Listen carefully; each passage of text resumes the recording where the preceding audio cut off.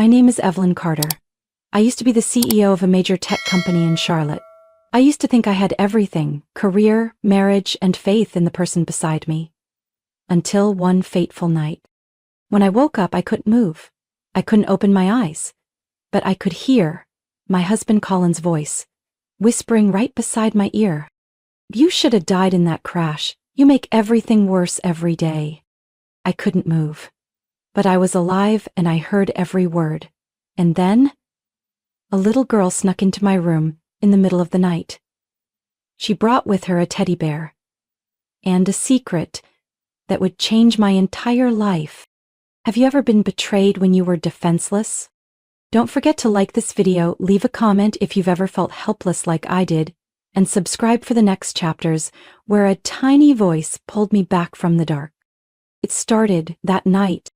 I still remember the first time I met Colin. He was standing at the back of the auditorium during a seminar on educational technology. His shirt was wrinkled, his tie loose, and his gaze intelligent with a hint of defiance. I was the keynote speaker that day. He was a part-time lecturer whose funding had just been cut from a local college. He came simply because, as he said, I had nothing to lose. I was struck by the way he asked questions, not because they were brilliant, but because he looked at me like I wasn't some busy CEO, but someone who could change his life. And I did. I brought him into my company, first as an internal advisor, then, thanks to my support, my connections, and more than a few times cleaning up after his mistakes, he rose to COO. I used to proudly introduce him at press conferences. My husband, the man who understands the value of education in the digital age. We were once called the power couple of the Southeast. The first article about our wedding was titled, "The $1 Million CEO and the Man Who Makes Her Smile." I used to believe that. But later I realized, Colin didn't want to build an empire with me. He wanted to replace me. He went from embracing the supporting role to slowly undermining mine. He started correcting me in meetings, suggested I take more time off, then told the press he was the strategic brain behind every success. I didn't fight it. I thought marriage meant sharing. But I was wrong. I wasn't sharing success. I was handing over trust. Colin was skilled at one thing: making others feel important, making them believe no one else could do what he did. And me? I always believed that if you didn't lift up the one you loved, what was the point of love? Turns out, for him, love was a tool. The crash happened on a Thursday afternoon. I was rushing out of the office after hearing that one of our most important AI projects had hit a serious malfunction. Market forecasts predicted a sharp drop in shares if it wasn't fixed quickly. Colin said he had to make an emergency trip to Raleigh to meet a partner. I didn't question it.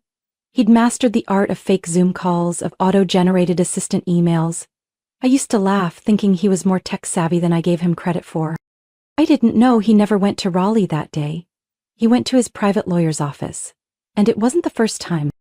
It wasn't until much later I learned that while I sat at a red light, while a speeding truck failed to brake and slammed into my passenger's side, Colin was in a conference room less than 20 miles away, discussing how to transfer shares under my name.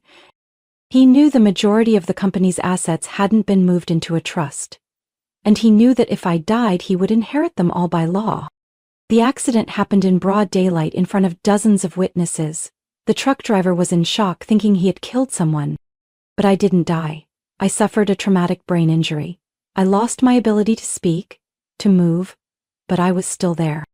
Colin arrived at the hospital after everyone else. He cried in front of my mother, rested his head beside my bed like a devoted husband. I heard him say to the doctor, "If there's even a 1% chance, I'll wait." Evelyn's a fighter. And I also heard him on the phone right after he stepped out of the room, his voice changing completely. "How much longer until I can access her main account? Don't tell me there's more paperwork. I've waited long enough." I wanted to scream, to throw a punch, to rip off the mask he wore in front of my family. But my body didn't respond. I, who had spoken on stages to thousands, who had led multi-million-dollar negotiations, was now trapped inside my own body. Only my ears worked. And my thoughts, now more chaotic than they'd ever been. Colin kept playing his part perfectly. White roses every week. Accidental brush of the hand whenever nurses passed by. But what he said when we were alone, that chilled me to the bone. If you really loved me, you would left your passwords. I can't keep waiting like this. Honestly, maybe it'd be better if you never woke up. And then, one night, the door creaked open. It wasn't Colin. Not a doctor.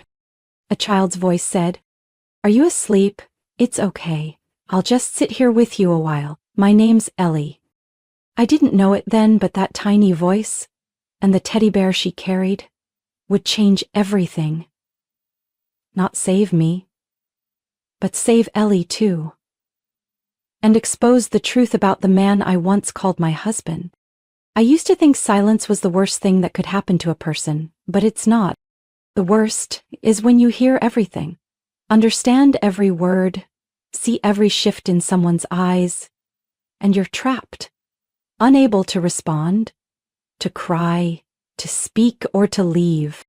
I was diagnosed with something called locked-in syndrome. My brain was alert aware, but my entire body no longer belonged to me. Every response, my eyes, my voice, my movements, gone. I was a soul trapped in my own shell. At first, I didn't even know what had happened. I remembered driving. A call came in from the office. I reached for the speaker. Then came a screech, like metal on metal, and everything turned black. The first time I woke up, there was no light, no sensation, only the steady beep of a heart monitor beside my ear. Tried moving a finger, nothing. Tried to speak, my throat was hollow. Tried to cry, but no tears would fall. Wanted to ask, am I alive? The answer came from my mother's voice, sobbing at my bedside. "Evelyn, it's Mom. Can you hear me? Just give me a sign, sweetheart." I wanted to scream, "I'm here, Mom. I'm alive." But all I could do was wait. A few days later, Colin showed up. I recognized his cologne before I heard his voice. Still the same scent. Cold, meticulous, calculated, like everything he built around himself. "Hey babe, it's me. You're strong. You'll get through this." I heard the chair slide, felt his hand brush against my hair. "Nurses say you still respond to sound.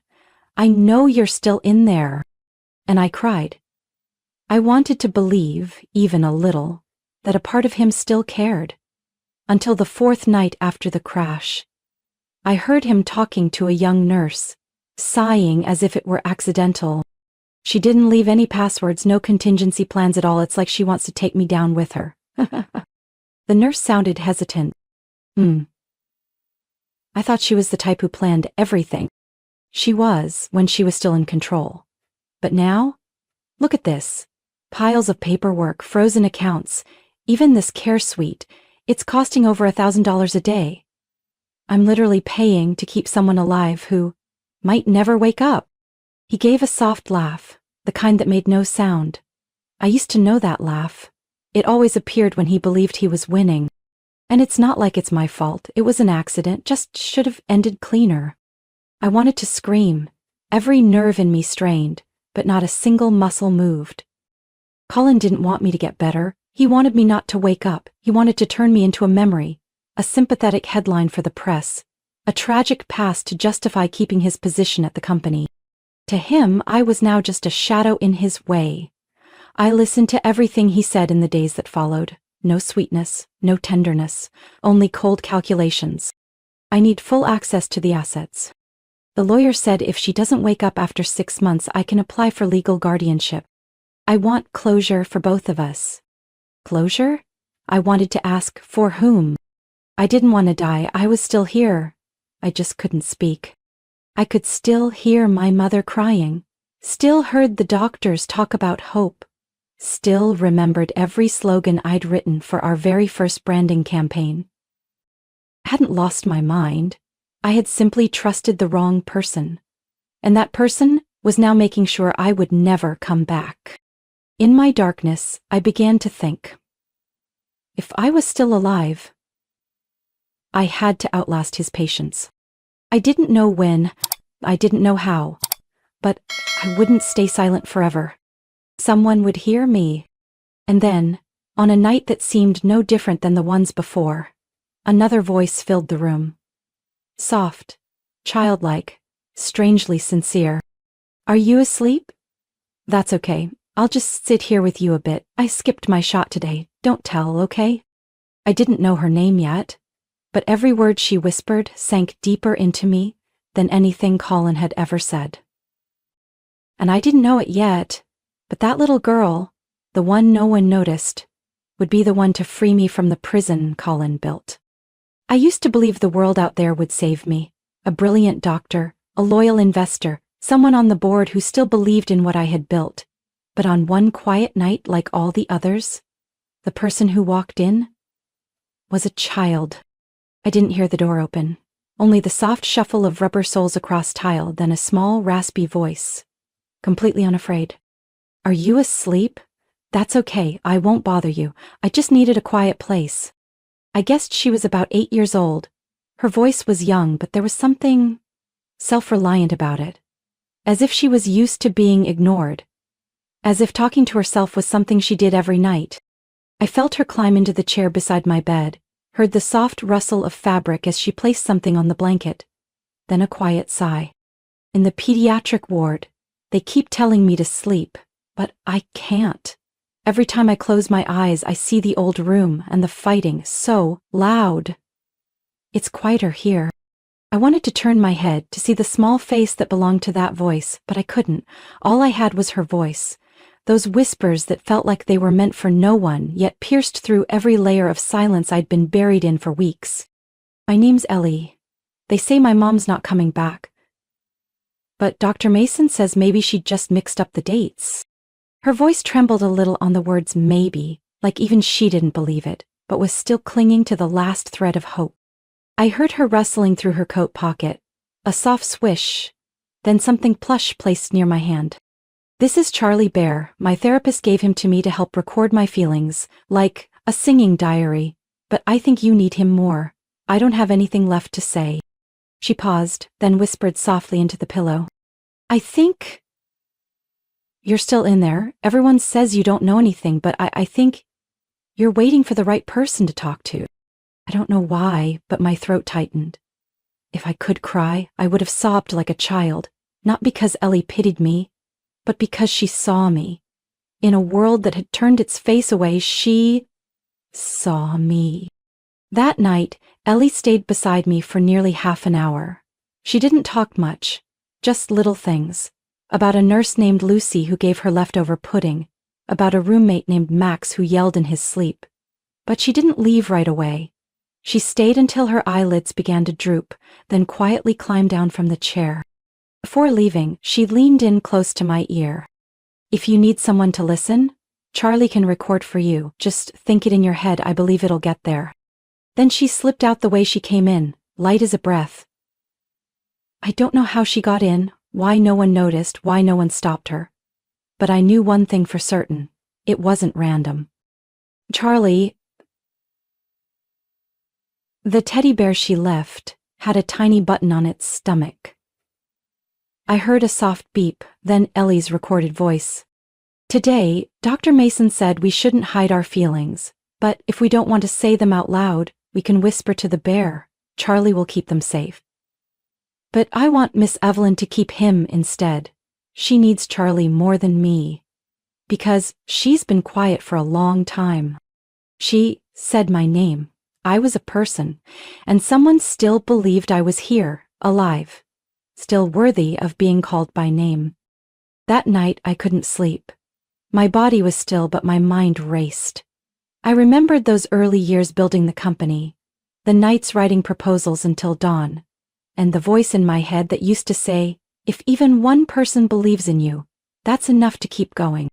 Ellie believed. The next day she came back. Same soft voice like wind brushing against the window.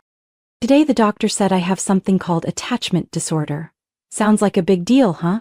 But I don't think it's that big. I just don't like when people disappear. She paused for a while, then sighed. So if you don't disappear, I'll come back every day. You don't have to answer. I just need someone to sit with. I heard her place something else on the table, a piece of cookie, a handkerchief with a sun embroidered on it. No one had done anything like that for me in all this time.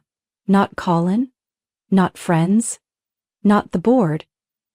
Only a little girl I didn't know, with a teddy bear and a bruised heart.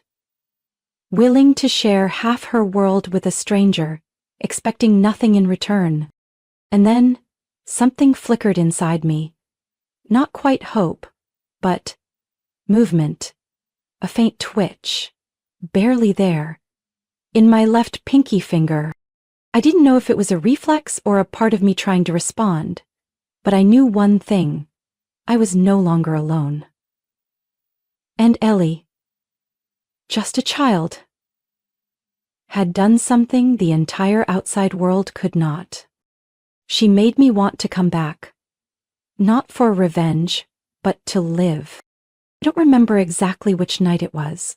In a stretch of days marked only by the beeping of monitors and the dull yellow ceiling light, time had blurred, but I remembered that night's story clearly. Ellie's voice was softer than usual, hesitant, as if even she wasn't sure she should say it out loud.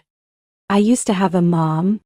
She paused, the teddy bear playing its usual soft lullaby, a wordless tune Ellie turned on every night. But my mom left me in the hospital lobby. They said she was probably too young, too scared. Her voice wasn't angry, just calm, and that calmness twisted something deep in my chest. Dr. Mason says my mom wasn't bad, just no one taught her how to love. I felt my whole body drawn to that voice. And then, something happened. The pinky finger on my left hand, where Ellie always placed the bear, twitched. Not strongly, but enough for me to know I hadn't imagined it. I had never been so grateful for my body. That tiny movement was the first thing I had controlled after weeks in darkness. Ellie didn't notice. She kept talking, telling stories about her early days in the group home, about the first time she got to eat chocolate that didn't come from a vending machine. But I knew. I had responded. The next morning, something strange happened.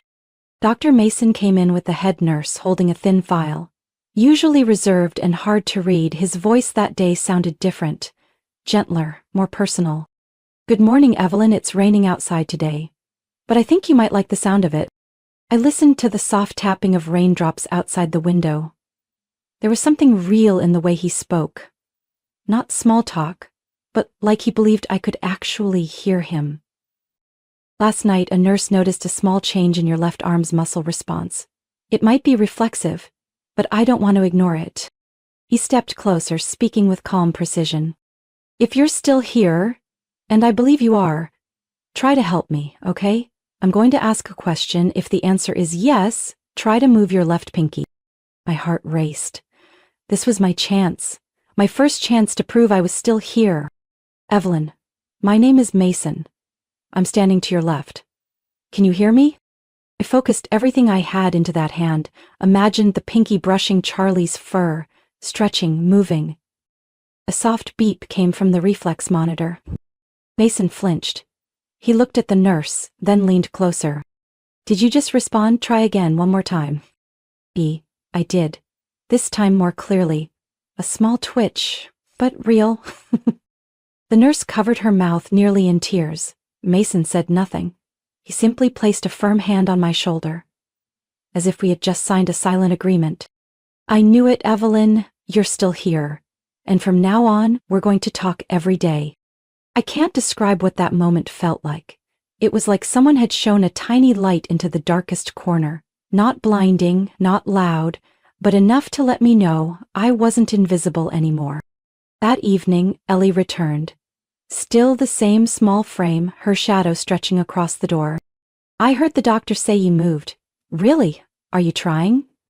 She placed the bear on my hand like always, then tucked her head into the side of the chair. "Want to hear about Max tonight? He screamed in his sleep and woke the whole room up. Then he started laughing. Some people are so weird. Sad and funny at the same time." She paused, then whispered, "But I like people like you better. You don't make noise, you listen, and you're not scary."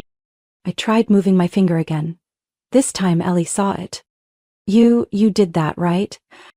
she whispered, as if afraid I might get tired. If you understand me, do it again. Move once more. I summoned every bit of strength. The pinky twitched. Just slightly. Ellie giggled, then covered her mouth with both hands like she didn't want anyone to hear. I knew it. I knew you weren't sleeping. Then she leaned in closer. So, can I tell you a secret? I couldn't speak, but something inside me opened. Like a dusty door that finally creaked after years of silence, Ellie whispered. I'm not scared of you anymore. I think, if you want, I could be your daughter. Not now, but maybe someday, if you want that. I wanted to cry, but this time not from pain, because something in me felt alive again.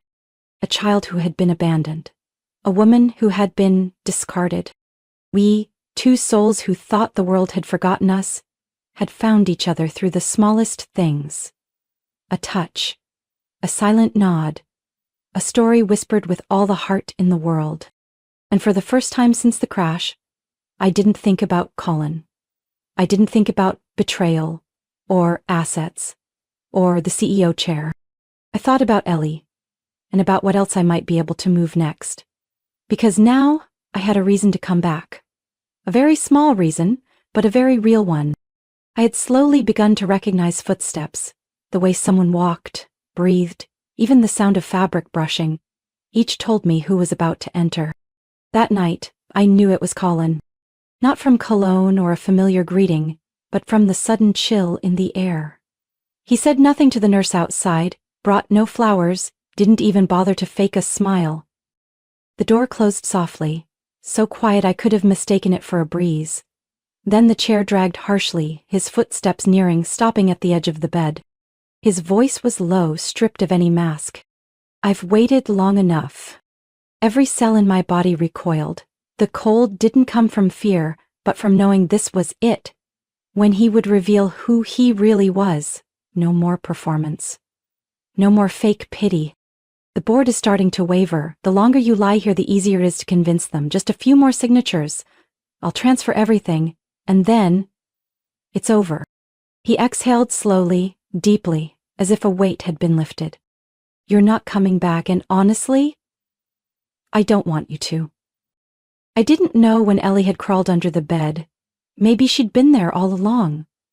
Maybe she'd only meant to drop off Charlie and hide like she usually did. But that night, she didn't leave.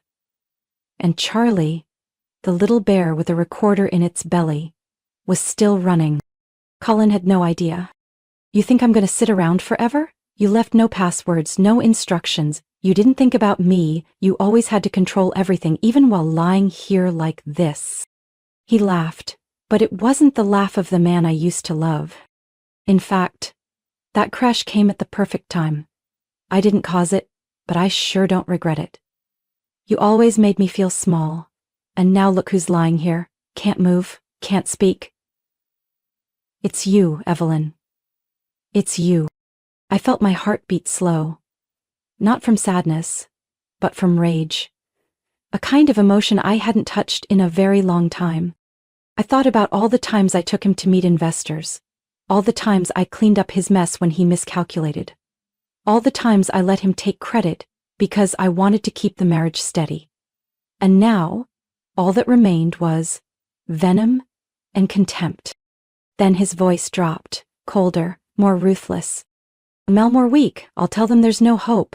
I've met with the attorney. I have grounds to request termination of life support. I wanted to scream, to kick the bed apart, grab him by the collar and yell, I'm alive. But I couldn't move. All I knew was, someone had to hear this. And then I heard a faint sound, a soft beep from the recording device, signaling the end of the capture. Ellie had recorded everything. Colin stood there a moment longer, unaware that the teddy bear on the bedside, the seemingly harmless toy, had just become the evidence that could destroy him. Shame you can't hear any of this, but if you can, I hope you know, I won't be apologizing. He turned away, shoving the chair so hard the metal legs scraped a long line across the floor. When the door clicked shut, the room fell silent. But not for long. I heard quick, shallow breaths. Then a tiny hand, trembling, touched mine. Ugh. I'm sorry, I didn't mean to eavesdrop, I got scared. Ellie pulled the bear close, holding it tightly in both arms. I recorded it, all of it. You don't have to be afraid. I'll tell Dr. Mason, I promise. Her voice shook, but it was steady. No longer the voice of a quiet child seeking peace. It was the voice of a witness, a protector.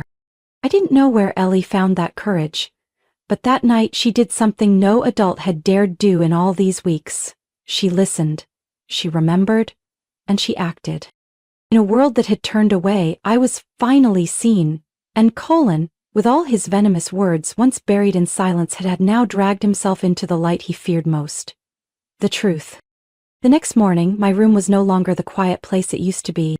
I heard footsteps, fast, firm, not a nurse's pace. Then the door opened and closed gently. Papers rustled. And Ellie's voice, soft as a breath but tight with nerves, spoke. Doctor, I need to give you this. A pause. Then Dr. Mason's voice. What is it? A teddy bear. But there's a recorder inside. Her voice wavered slightly but stayed firm.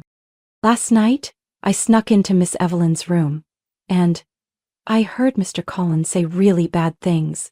I got scared, so I didn't move. But the bear recorded everything. Mason didn't speak at first. I thought he might doubt her, but he didn't. I heard him lean down, inspect the bear, then the sound of a button press, and the recording played. Colin's voice echoed, sharp and unmistakable. I've waited long enough, the board's almost ready. You're not coming back, and honestly, I don't want you to. I'm going to request termination of life support. I have the legal right. Silence. Then Mason exhaled softly. He didn't speak for a long time. Then I heard the chair slide, the beep of a phone, and his voice, now colder than ever. Call Margaret Reed, right now. Tell her to come to the hospital. She needs to hear this. Margaret had been my attorney since the earliest days of my startup. A brilliant, quiet, and fiercely principled woman. When she walked into my room that afternoon, I felt the energy in the air shift. There were no medical questions. Only preparation. A plan. You're certain? Margaret's voice was low and sharp, directed at Mason. I'm 100%. The voice matches all previous recordings, and Ellie is a direct witness. Good. Margaret's reply was crisp. Then I heard papers being flipped, a laptop powering up. I'm filing for a court injunction to freeze all assets tied to Evelyn, including the ones Colin's been trying to move overseas. And we go to the police? Mason asked. I'll hand-deliver the recording to Charlotte PD tonight, but it has to stay confidential. If Colin senses anything, he'll disappear. The room went silent for a moment. I felt a cold chill along my spine, not from fear of Colin, but from the realization that after everything I'd endured in silence, someone was finally fighting for me. Ellie sat close by. Her voice turned quiet again. I'll testify. Margaret turned to her. Are you sure? I remember everything. He was really close. I was right under the bed. The bear was on top, so it caught it all. Margaret asked no more questions. I heard fast typing on the keyboard, then the printer running non-stop. Legal documents were coming to life, page by page. Mason stayed beside me, his voice, for the first time since that day, softened.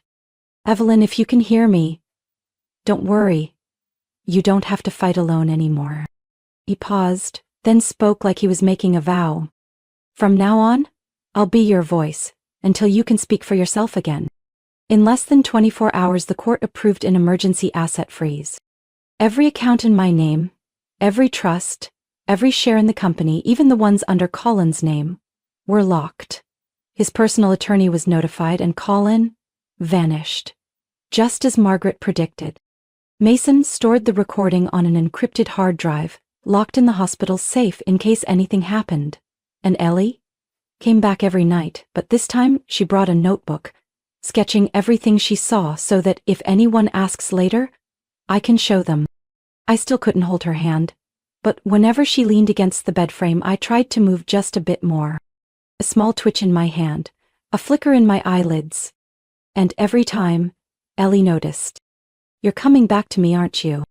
I couldn't say yes, but my heart, though still weak, had a clear rhythm now. Yes, I'm coming back. Not to reclaim everything I lost, but to protect the one thing I still had. The first light I saw wasn't the blinding kind people talk about. It was soft, hazy, like it passed through a layer of mist. I didn't know how long it took me to realize my eyes were open, that my lashes, once stiff from silence, were moving because I told them to. Everything was blurry at first, but one image sharpened more than any other. Ellie. She was sitting beside my bed, both of her small hands wrapped around mine, warm, trembling slightly. You opened your eyes. Her voice cracked as if she couldn't believe it was real. I couldn't speak yet, but I looked her straight in the eyes I had listened to in my mind for countless nights, and blinked once. Ellie burst into tears, but not the kind born from despair. It was the cry of a child who had held back too long out of fear of hoping. I told everyone you were still there. The night shift nurse had just walked in and dropped an entire tray of supplies. What followed was a domino of chaos. The doctor being paged, rushed footsteps, intercom alarms. But it all felt like it was happening behind glass. I focused only on Ellie's hand gripping mine.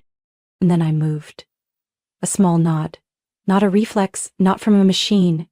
It was me, saying, "I'm alive," for the first time without words. The next morning, once I could blink 3 times to say yes, just like Mason had taught me, the first message was sent. "She's awake." And then, Colin arrived. He walked into the room as if he still owned it. No flowers. No haunted eyes like the first time. Just that look of irritation. Like he resented being summoned. Why was I called here? She's awake for real? Mason stood beside me, calm and measured. "Mr. Cullen Carter, I invited you because there have been major developments in Evelyn Carter's condition, and because you need to witness this." He leaned down, turned to me. "Evelyn, if you recognize this man as Cullen Carter, please blink 3 times. I looked Colin straight in the eyes, and blinked. Once, twice, 3 times. Colin gave a forced chuckle. "Oh, come on, Dr. Mason. Everyone knows facial muscles can twitch. This doesn't prove anything." From behind him, Margaret Reed stepped in. She held a folder and a USB drive. "Thank you for coming, Mr. Carter. Please have a seat.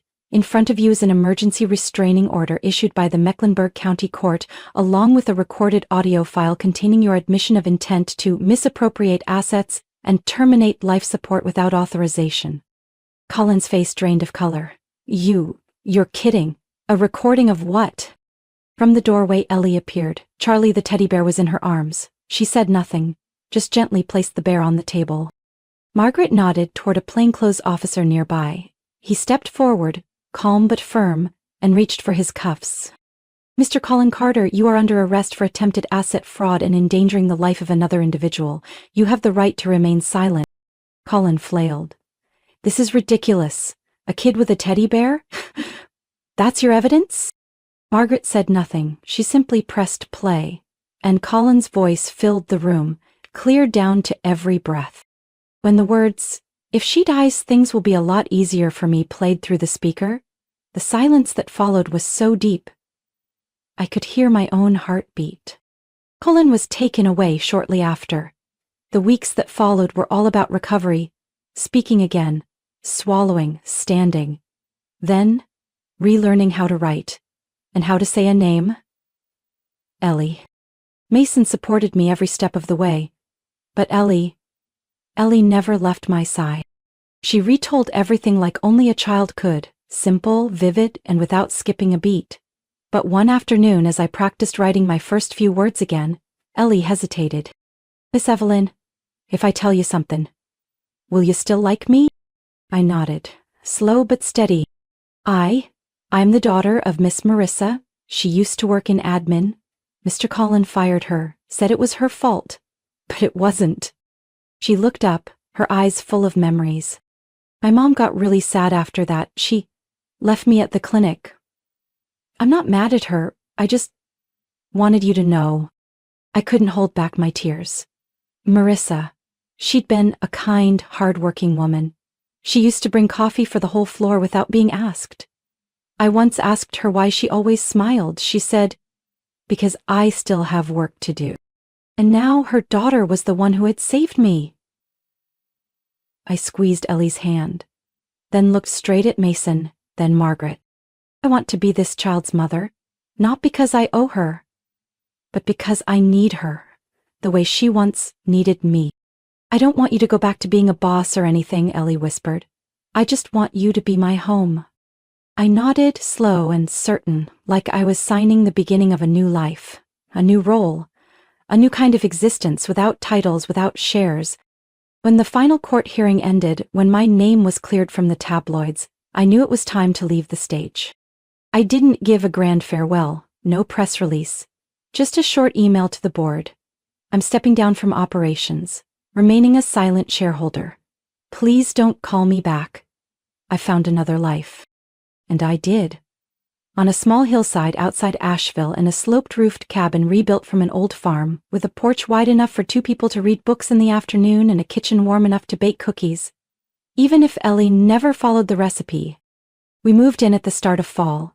Yellow leaves covered the dirt path leading up the hill, and Ellie squealed when she saw the wooden swing hanging between 2 oak trees. "Mom, it's like in a fairy tale." It was the first time she called me Mom without hesitation. At first, I still needed crutches. Some muscles were weak, my left hand still trembled slightly during fine tasks. But I wasn't in a hospital anymore. There were no beeping machines by my ear. Only Ellie's voice reading books, the wind rustling through pine trees, and Mason's even tone every Monday afternoon. "How are you feeling? Sleeping better?" He kept his habit of knocking 3 times on the doorframe before entering, like asking permission with a rhythm.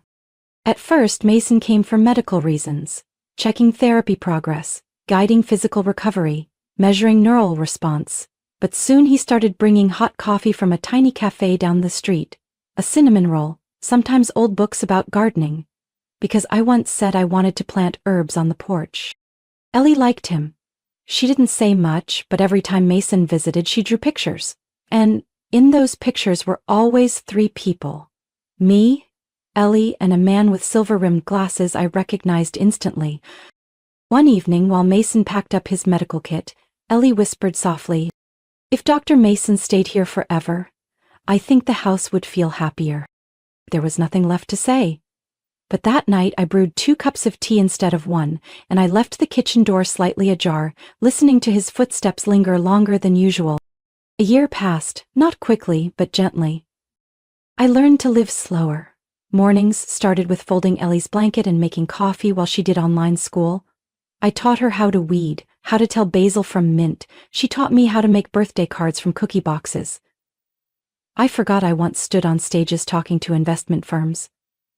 Now, I only wanted to hear Ellie tell stories about Max, the classmate who mimicked owl sounds during math. One early summer afternoon, when lavender bloomed across the backyard, I received a call from the Buncombe County Courthouse. The clerk's voice was soft but firm. "Congratulations, the judge has signed the order. Ellie is now legally your daughter, Ms. Evelyn Carter." That night I took the wooden frame I'd kept for months, slipped the court document inside. When I handed it to Ellie, she touched it with both hands, then looked up. "So now you can't leave me, right?" I held her tightly. "I never planned to leave you. Even before I knew you, my heart already had a place for you." Mason came the next afternoon carrying a bouquet of wildflowers in a glass jar and a small cake with frosting words, "Family is where we choose." I raised an eyebrow. "Who wrote that?" "Ellie did. I'm just the delivery guy." We ate the cake right on the porch, sitting on 2 rickety wooden chairs that Ellie said prove you're alive when they creak. The breeze swept through my hair, the coffee cooled fast, and I sat there between a patient man, a once-lost child, and myself, the woman who thought she had lost everything. No more reports to file, no more boards to brief, no need for speeches. I only needed to know. I was living for love, not to prove anything. And that had never been easy, but it had never been so worth it. Sometimes people ask me, "Do you miss your old life, the brilliant career, the admiration?" I smile, because I know what I have now can't be measured in shares or deals. I once lost everything: reputation, health, freedom, even my faith in people. But, from a tiny voice in the dark, from an old teddy bear, from a girl who'd never been called daughter, I learned how to live again, how to love, how to forgive. Maybe you've gone through something like that too. Not a car crash, but a loss, a betrayal, or simply a time when the world stopped listening to you. So if someone, even just one person, believes you're still there, what would you do with that second chance? I'd love to know, would you forgive or would you walk away? Do you believe in rising from ruins, like I believed in Ellie? Share your thoughts below. I read every word. And who knows, maybe the next story I tell is the one you've been waiting for. If today's story touched a memory or feeling in you, don't forget to follow this channel for more journeys of revival, where love, kindness, and quiet courage still exist in this world. Because sometimes, all we need is a small voice in the dark saying, I believe you're still there,